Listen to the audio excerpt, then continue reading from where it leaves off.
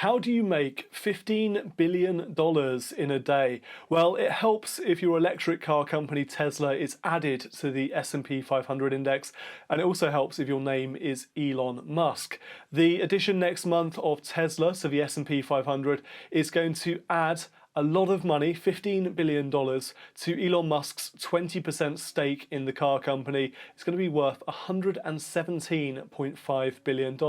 And it got me thinking, index tracker funds, funds that blindly track indices like the S&P 500, there are a couple of big reasons that I don't always like them. So I'm going to explain in this video why, and why the addition of Tesla to the S&P 500 makes those reasons even more important.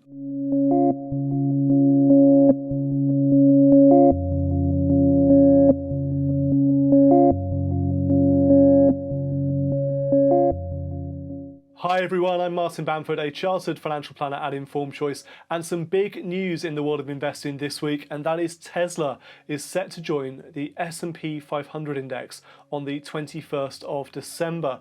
Prompted by that news, I wanted to take a look at a couple of reasons why I'm not always a fan of index tracker funds. Investment funds that blindly track an indice like the S&P 500 index.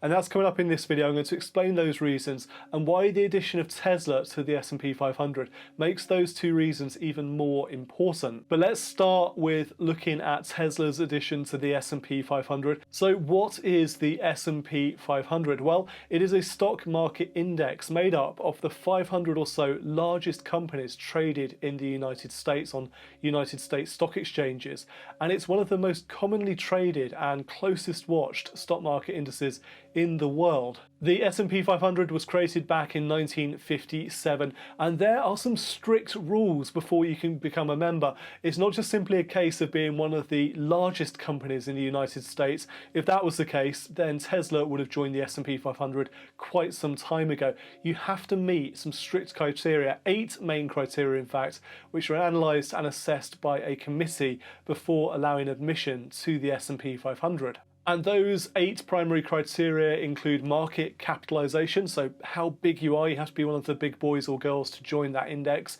but also liquidity, how well traded your stock is and how much cash you hold, and also financial viability, in other words, profitability. And it is probably, we don't know for sure, but probably on that last factor that Tesla narrowly missed out on joining the S&P 500 back in September. It had an opportunity to join then, but it is now joining on the 21st of December, and that follows 5 consecutive quarters of profitability for Tesla, which historically has been known as a loss-making car company, but it does appear to have turned a corner and started now reporting profit. Now, one implication of Tesla joining the S&P 500 and the reason for this surge, this $15 billion surge in Elon Musk's wealth more or less overnight, is that once a company enters an index like the S&P 500, index tracker funds, investment funds which purchase companies within an index and try and track its performance, those funds have to automatically buy that stock.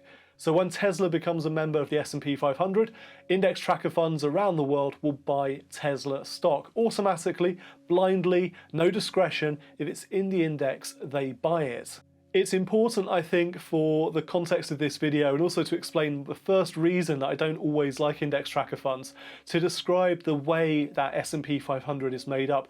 Now, I mentioned there's 500 large US companies in there, but they're not all given an equal weighting. So the S&P 500 uses something called a free float capitalization weighted makeup. In other words, you get a percentage of the index based on the size of your company, the market capitalization of shares which are available for the public to trade.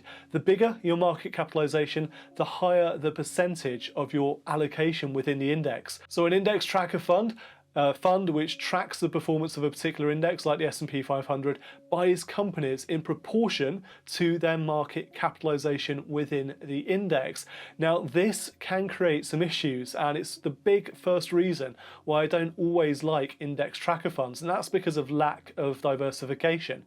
The top 10 companies, the 10 largest companies within the S&P 500 as things stand, make up 26% of its overall market capitalization.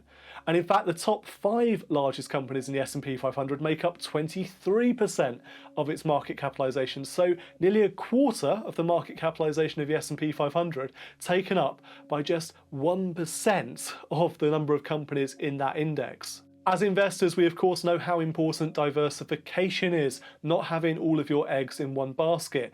And you would assume that buying an index with 500 component funds would give you a decent level of diversification. As with all investing, it's really important to dig under the surface a little bit, understand what you're actually buying. So those top 5 companies, 5 largest companies in the S&P 500, making up 23% of its market capitalization. You know these companies. These are the big tech giants: Facebook, Amazon, Apple, Microsoft, and Google. These are the big 5 companies that make up 23%, nearly a quarter of the S&P 500 by market capitalization. There is very little real diversification when you buy big index funds like S&P 500 index trackers. And of course, with Tesla joining the index next month, that's going to hurt diversification even more. Another really big company, a gigantic company, joining the index and pushing some of the smaller companies down in terms of the proportion of their market capitalization. If you work your way down the list of S&P 500 companies all the way down to place 498, you find the clothing manufacturer, the clothing brand Ralph Lauren, and they have a market capitalization proportion of the index at 0.013%, a minuscule proportion of the overall index, but one of those 500 companies. And in fact, many of the companies in the bottom 100, bottom 200 stocks have tiny, tiny percentages. So you might be investing in a lot of companies, and you might have this apparent diversification through your S&P index tracker fund or any other equity market index tracker fund you use, but in reality the market risk, the capitalization risk, is probably incredibly concentrated between those top 5, maybe top 10 companies in the index. So reason number 1 I don't always like index tracker funds is that you can end up in a very concentrated portfolio of some of the most expensive companies in the world. Keep in mind that as the stock price of these companies increases, so does their market capitalization. So as they become overvalued, you have a higher weight to them in the index and in your index tracker fund. That increases the risks involved. It decreases the diversification risk. It's something you should be aware of as an investor. Definitely something to look out for. Moving on then to the second reason that I don't always like index tracker funds, and that's because they can be unethical. Now, the way index tracker funds work is they buy every constituent part of an index. They buy the company, whether it's good, bad, or indifferent. And that means, as well as investing in companies which can be good for the planet, good for society, they also buy the ones that are not so good for the planet, not so good for society. There is a large and a growing investor movement to back ESG funds. ESG stands for ethical, social, and corporate governance. These are funds that actively seek to improve companies, firstly by investing money in companies which are doing good, but also by using corporate governance to influence management boards to get them to make better decisions which are better for the company, for shareholders, for the planet, for society. And index tracker funds are at odds with that ESG movement because they invest blindly. They buy the good, they buy the bad, they buy the ugly as well when it comes to ethical investing. And that's because when you invest in an index tracker, you buy everything in that index. If you want to invest in oil, buy an index tracker. If you want to invest in a mining giant, then buy an index tracker, particularly the FTSE 100. You'll find an awful lot of mining stocks within that.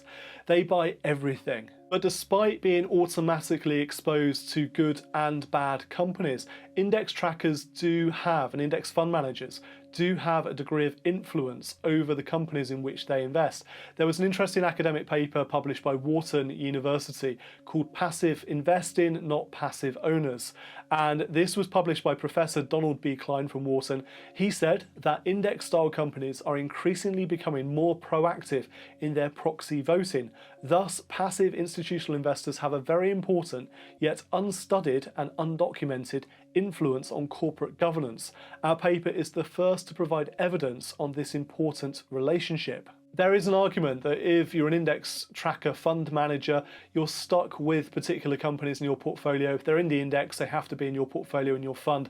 And therefore, if you're stuck with them, it's in your best interest to help make that company better. And while as a manager of an index tracker fund, you can't threaten to sell that holding because as long as it's in the index, you have to hold it, what you can do is lend your vote to activist investors. This is called proxy voting, and it's what that Wharton study referred to. Effectively, what it means is that the fund manager of the passive, the index tracker fund, can lend his or her vote to an investor who takes a more active position on corporate governance issues, who tries to improve things for shareholders, for society. And the study from Wharton University found this. They said a 10% increase in passive ownership is associated with a 4% decline in support for management proposals and a 10% increase in support for proposals considered shareholder friendly. So passive ownership of company shares and stocks is doing good. It does appear to be doing good because of this proxy voting system, because passive investment managers are trying to make a positive difference to the companies they own. They can't sell them, they can't threaten to walk away, but they have to hold on to them, and therefore they may as well make the best of a bad situation. So by using an index tracker fund, you might end up investing in businesses which are killing the planet and harming society, but at least the fund manager who holds that index tracker will be trying to influence management decisions behind the scenes by lending their votes to activist investors.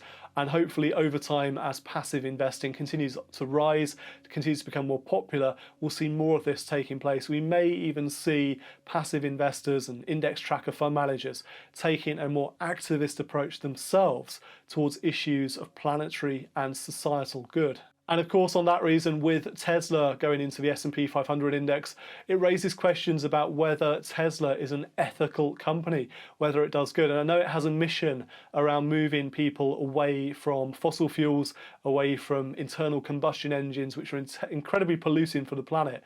Electric cars are good for the planet in the sense that they don't use fossil fuels. However, the production of batteries and the extraction of the rare earth materials required to make those batteries, that is bad for the planet. That causes incredible damage in the countries where the mining and production takes place.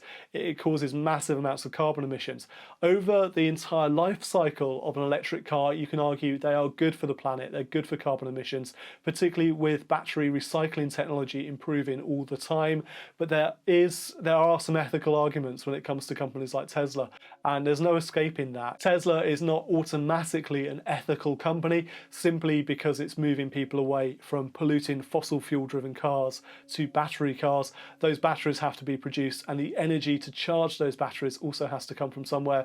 If you're using fossil fuels to produce the electricity to charge your Tesla, as sadly I do at the moment with my current electricity tariff, then you're probably not saving the planet as much as you think you are. So this does raise issues about the ethical nature of Tesla as it enters the S&P 500, and it hopefully illustrates my second reason for not always liking index tracker funds. So two good reasons not to always be a fan of index tracker funds, but there are of course plenty of good reasons to like them as well. Within our own portfolios, our client portfolios, we recommend a large and growing allocation to index trackers. In the right circumstances, they play a fantastic role. They're efficient, they keep costs down. In large and efficient markets, particularly things like UK and US equities, they make sense. There is no sense in trying to use an actively managed fund in an efficient market. It's very unlikely that an active fund manager will be able to find value to be able to outperform its benchmark.